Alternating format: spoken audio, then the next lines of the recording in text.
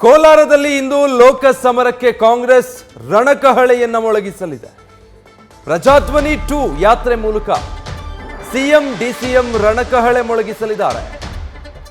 ಮುಖ್ಯಮಂತ್ರಿ Siddaramaiah, DCM DK Shivakumar ಕೋಲಾರದಲ್ಲಿ ಜಂಟಿಯಾಗಿ ಇವತ್ತು ಪ್ರಚಾರಕ್ಕೆ ಚಾಲನೆ ನೀಡ್ತಾ ಇದ್ದಾರೆ.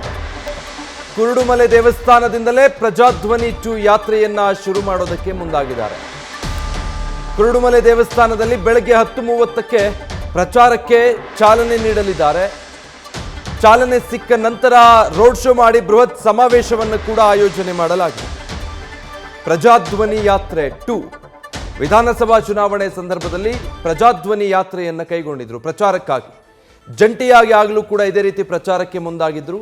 ಬಸ್ಗಳಲ್ಲಿ ಪ್ರಚಾರ ನಿರತರಾಗಿದ್ರು ಇಬ್ಬರೂ ನಾಯಕರು. ಇದೀಗ ಕಾಂಗ್ರೆಸ್ ಅನ್ನು ರಾಜ್ಯದಲ್ಲಿ ಅಧಿಕಾರಕ್ಕೆ ತಂದಾಗಿದೆ. ಮುಂದಿರುವಂತಹ ಲೋಕಸಮರದ ಟಾರ್ಗೆಟ್ ರೀಚ್ ಆಗೋದಕ್ಕೆ ಪ್ರಜಾಧ್ವನಿ ಯಾತ್ರೆ 2 ಇವತ್ತಿನಿಂದ ಆರಂಭಿಸ್ತಾ ಇದ್ದಾರೆ.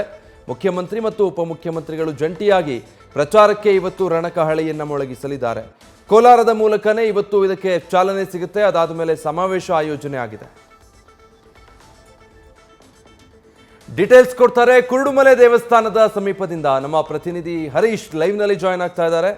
ಹರೀಶ್, ಪ್ರಜಾಧ್ವನಿ ಯಾತ್ರೆ ಭಾರಿ ಫಲಿತಾಂಶ ಕೊಟ್ಟಿತ್ತು ಹಿಂದಿನ ಸಾರ್ವತ್ರಿಕ ವಿಧಾನಸಭಾ ಚುನಾವಣೆಯಲ್ಲಿ. ಜಂಟಿ ಪ್ರಚಾರದ ವೈಖರಿ, ಸೊ ಲೋಕಸಮರಕ್ಕೂ ಅದೇ ಫಾರ್ಮುಲಾ ಬಳಸ್ತಾ ಇರೋ ಹಾಗಿದೆ ಕಾಂಗ್ರೆಸ್. ಈ ಬಾರಿಯ ಪ್ರಚಾರದ ರೂಪುರೇಷೆಗಳೇನು?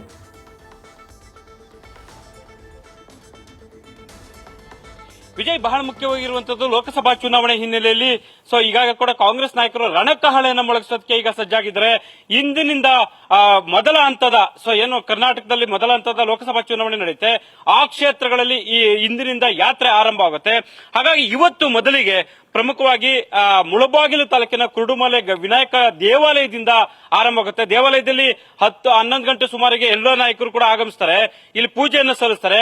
ಸಿಎಂ, ಡಿಸಿಎಂ ಸೇರಿದಂತೆ ಸಚಿವರು, ಶಾಸಕರು ಎಲ್ಲರೂ ಕೂಡ ಇಲ್ಲಿ ಭಾಗಿಯಾಗ್ತಾರೆ.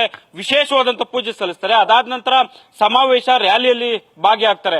ಮುಖ್ಯವಾಗಿ ಈ ಹಿಂದೆ ಕೂಡ ಎಸ್.ಎಂ. ಕೃಷ್ಣ ಆಗಿರ್ಬೋದು, ಪರಮೇಶ್ವರ ಅವಧಿಯಲ್ಲೂ ಕೂಡ ಇದೇ ರೀತಿಯಲ್ಲಿ ಕುರುಡುಮಲೆ ದೇವಾಲಯದಲ್ಲಿ ಪೂಜೆ ಸಲ್ಲಿಸಿ ನಂತರ ಯಾತ್ರೆಗೆ ಚಾಲನೆ ಸಿಗ್ತಾ ಇತ್ತು. ಅಂದ್ರೆ ಒಂದ್ ರೀತಿ ಒಂದು ನಂಬಿಕೆ ಅನ್ನುವಂಥದ್ದು, ಅಂದ್ರೆ ಹೆಚ್ಚು ಸ್ಥಾನಗಳು ಬರುತ್ತೆ ಕುರುಡುಮಲೆಯಿಂದ ಪೂಜೆ ಮಾಡಿಸಿ ಅಲ್ಲಿ ಚಾಲನೆ ಕೊಟ್ರೆ ಅನ್ನುವಂತ ನಂಬಿಕೆ ಇರುವಂತದ್ದು.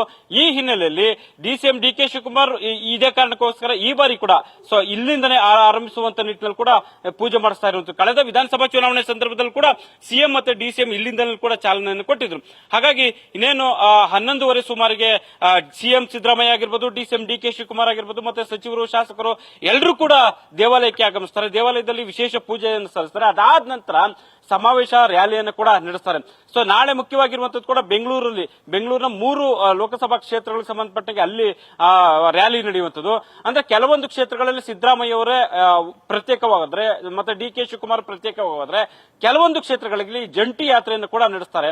ಹಾಗಾಗಿ ಮೊದಲ ಹಂತದಲ್ಲಿ 14 ಕ್ಷೇತ್ರಗಳಿಗೇನು ಚುನಾವಣೆ ನಡೆಯುತ್ತೆ, ಆ ಎಲ್ಲಾ ಕ್ಷೇತ್ರಗಳಿಗೆ ಕೂಡ ಇಂದಿನಿಂದ ಯಾತ್ರೆ ಆರಂಭ ಆಗುವಂತದ್ದು. ವಿಜಯ್, ಹರೀಶ್, ಹಾಗೆ ಸಂಪರ್ಕದಲ್ಲಿರಿ, ಮತ್ತೆ ಮಾತಾಡಿಸ್ತೀನಿ. ನ್ಯೂಸ್ ಫಸ್ಟ್, ನಿರ್ಭೀತಿಯಿಂದ ನಿಮ್ಮ ಪರವಾಗಿ.